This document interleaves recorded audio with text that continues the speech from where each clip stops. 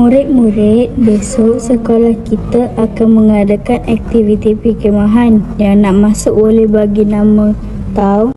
Awak nak tak menyertai aktiviti itu? Mestilah nak.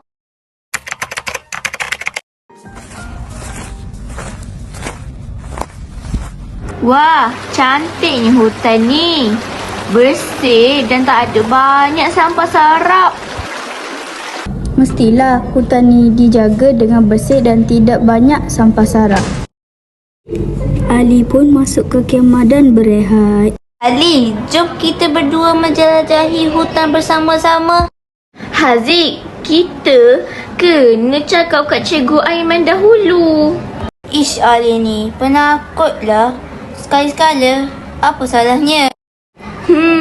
Betul juga tu kata Haziq. Kalau macam tu, bolehlah. Mereka pun keluar dari kemah dengan hati-hati. Cepat-cepat, nanti kantor Cikgu Aiman.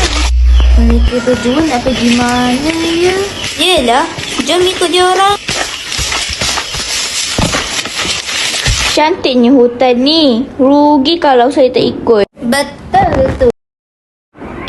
Lubang apa ni tiba-tiba muncul? Mereka disedut dan jatuh di dalam lubang.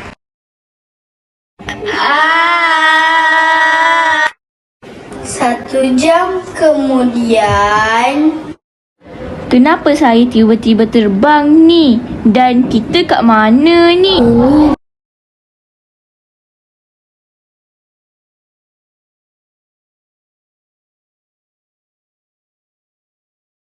Ali dan Haziq pun menjelajahi dunia masa depan itu.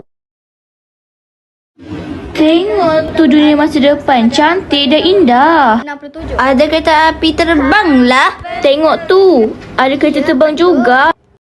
Tanda semasa depan canggih tu. Angin ribut melanda dan mereka pun tidak sadarkan diri. Lenanya tidur. Saya kat mana ni? Ni kan bilik tidur saya. Apa yang dah jadi ni? Ibu Ali pun datang. Bangun pernah awak Ali. 3 hari awak tidak bangun.